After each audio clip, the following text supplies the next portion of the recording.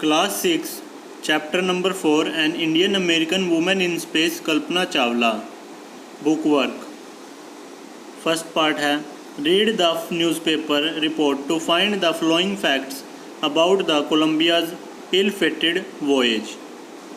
जो हमें पीछे पैराग्राफ दिया गया था न्यूज़पेपर का, हमें उसमें से इन जो ये हमें पूछा गया क्वेश्चंस, इनके आंसर ढूंढने हैं।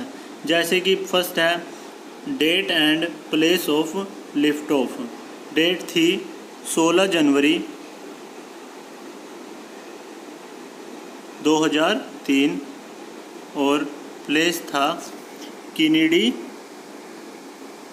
KENNEDY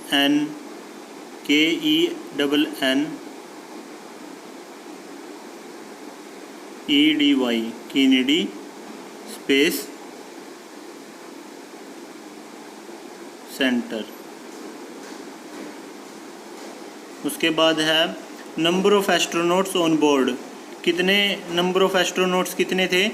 7। Number of days it stayed in space. कितने दिन तक वो रहे थे? About 16 days.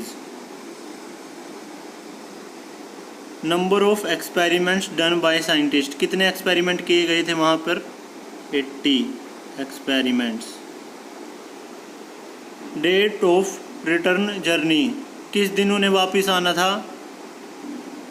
1 Feb 2003 को। Height eight which it lost contact. कितनी फीट की ऊंचाई पर उन्होंने कॉन्टैक्ट लूज कर दिया था? 2 लाख। 2 लाख फीट। हमारी एक्सरसाइज कंप्लीट हो गई है। नेक्स्ट एक्सरसाइज करते हैं मैच द फॉलोइंग। इसमें हमें जो हमारे ये वर्ड ये दिए गए हैं मैचिंग, हमें इन्हें मैच करना है जो भी हमें सही है इनमें से। फर्स्ट का है अनप्रेसिडेंटेड स्पेस ट्रेजेडी। इसका आएगा अ सैड एक्सीडेंट। फर्स्ट का है a sad accident of a kind that has never happened before in space. Second है सर्टिफाइड फ्लाइट इंस्ट्रक्टर। इसका आएगा अ पर्सन। सेकंड का a person with the correct qualification to teach people to fly planes. उसके बाद है space mission. Space mission का आएगा a set of jobs to be done in space by a group. Super specialisation fourth का आएगा last great expertise in a limited field और a particular subject.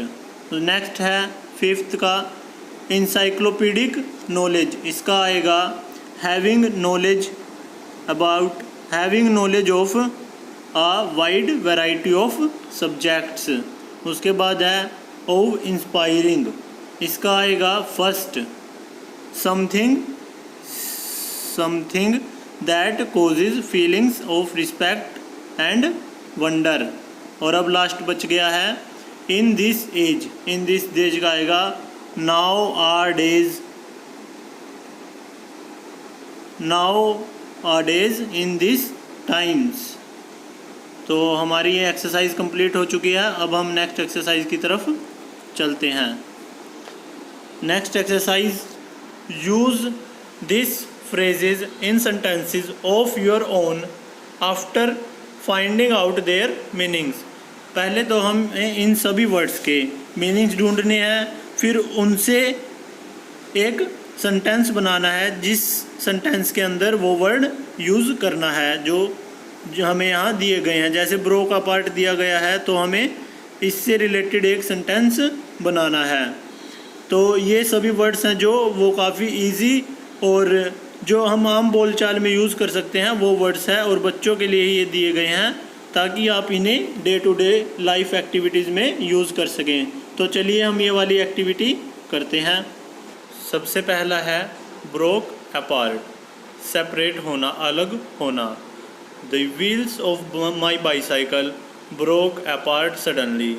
मेरी cycle के दोनों पहिए एकदम अचानक से अलग अलग हो गए। स्ट्राइक्ड over left a thin line on work. इसका मतलब है जब हमारे घर के ऊपर से कोई प्लेन उड़कर जाता है तो वो एक पीछे धुएं की लाइन छोड़ जाता है, उसे कहते हैं थीन लाइन। तो इसका एग्जांपल है the jet plane striked over our house in the sky. Next word है spread across, become widely known और फेल्ट, हर तरफ फैल जाना। The corona pandemic spreads across the whole world. Next है लिफ्टेड ऑफ, टेक ऑफ करना, उड़ान भरना। The helicopter lifted off the helipad with passengers. Blast off, launch with great force, किसी चीज़ को ज़ोर से छोड़ना, जैसे कि the rockets were blasted of, rockets को छोड़ा गया। वेंट ऑन, कंटिन्यूड, चलते रहना, जब कोई चीज़ चलती रहती है तो उसे कहते हैं went on. The discussion went on the whole night, पूरी रात डिस्कशन चलती रही।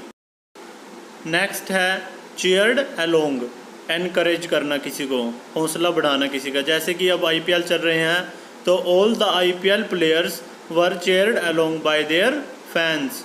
On board, inside a vehicle, किसी भी व्हीकल के अंदर की बात बताना होता है ऑन बोर्ड। जैसे कि the plane was still in the air with 300 people on board, उस समय उसके अंदर 300 आदमी हैं। Carry on, continue doing something, किसी काम को जारी रखना। For example she decided finally to carry on her married life with her husband. और जैसे कि आप किसी पार्टी में गए हैं तो आप कह देते हैं you carry on, I will be back in just 2 minutes. तो किसी काम को जारी रखना उसे कहते हैं कैरी ऑन। नेक्स्ट एक्टिविटी है we add UN to make opposites. For example true, untrue. हमें इन सभी वर्ड्स में सिर्फ UN का इस्तेमाल करना है। इन सभी वर्ड्स के आगे हमें UN लगाना है और सेम बाकी सेम लिखना है। जैसे कि सबसे पहला है आइडेंटिफाइड, तो इसका बन जाएगा अनआइडेंटिफाइड, आइडेंटिफाइड। उसके बाद है कंट्रोल्ड, कंट्रोल्ड का बन जाएगा अनकंट्रोल्ड। उसके बाद है अटेंडेड, उसका बन जाएगा अनअटेंडेड। नेक्स्ट है सक्सेसफुल, इसका बन जाएगा अनसक्सेसफुल। उसके बाद है इम्पोर्टेंट, इम्पोर्टेंट का बन जाएगा अनइम्पोर्टेंट। उसके बाद है एजुकेटेड, एजुकेटेड का बन जाएगा अनएजुकेटेड।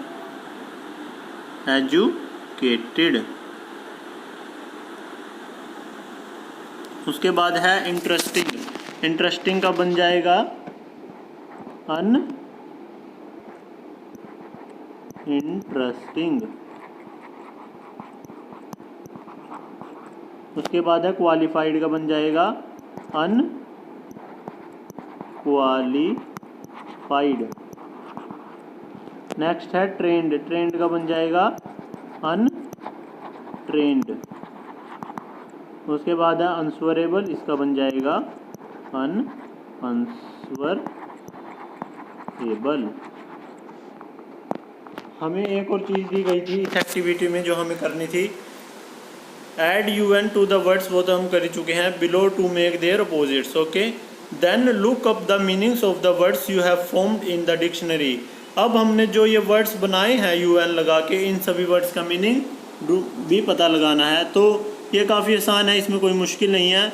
आइडेंटिफाइड का मतलब होता है जिसे हम ढूंढ सकते हैं, और अनआइडेंटिफाइड जिसे ढूंढ नहीं सकते।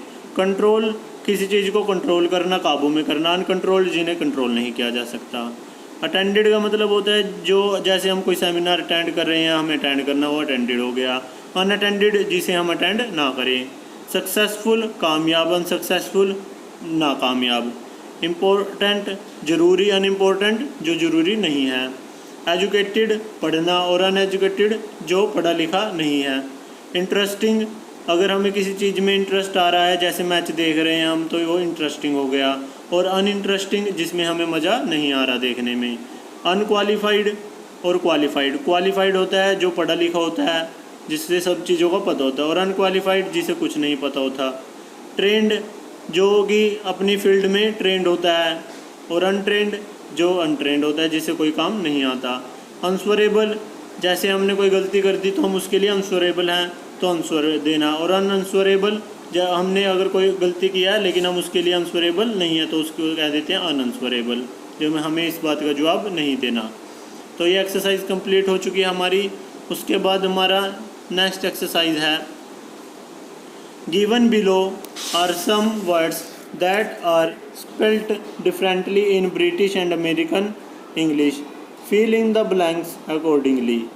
हमें इसमें कुछ वर्ड्स दिए गए हैं जो कि ब्रिटिश और अमेरिकन लैंग्वेज में हमें लिखने हैं। जैसे कि कलर, ब्रिटिश में बोलते हैं इसे कलर, और अमेरिकन जो लैंग्वेज है उसमें हम इसे क्या बोलेंगे, COLOR, कॉलर। हम इसे बोलेंगे कॉलर अमेरिकन में। और ब्रिटिश में लेबर, LABOUR, लेबर, और अमेरिकन में लेबर। और इसमें ट्रैवलर ऐसे पड़ेगा अमेरिकन लैंग्वेज में, और ब्रिटिश में TRAVELLER, traveller. Counsellor, counsellor British में ऐसे बोलते हैं, और अमेरिकन लैंग्वेज हम कैसे बोलेंगे, COUNSELLAR, काउंसलर। उसके बाद है सेंटर, ब्रिटिश में ऐसे बोलेंगे, और जो हमारी अमेरिकन कंसेंट है उसमें हम बोलेंगे CENTER, सेंटर।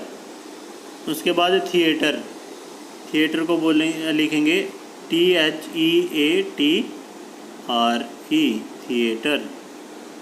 उसके बाद ऑर्गेनाइज, ऑर्गेनाइज पड़ेगा ORGANISE, organise. Realise, realise American consent में पड़ेगा REALIZE, रियलाइज। उसके बाद डिफेंस, DEFENCE, डिफेंस। उसके बाद ऑफेंस, OFFENSE, ऑफेंस। तो इसी के साथ हमारे इस चैप्टर की सभी एक्सरसाइजेज कंप्लीट होती है। आई होप आपको ये सब समझ आया होगा। और हमारी वीडियोस को लाइक कीजिए, सब्सक्राइब कीजिए हमारे चैनल को, वीडियो को शेयर कीजिए, और अगर आपको कोई प्रॉब्लम है तो कमेंट सेक्शन में मुझसे पूछिए। Thank you so much.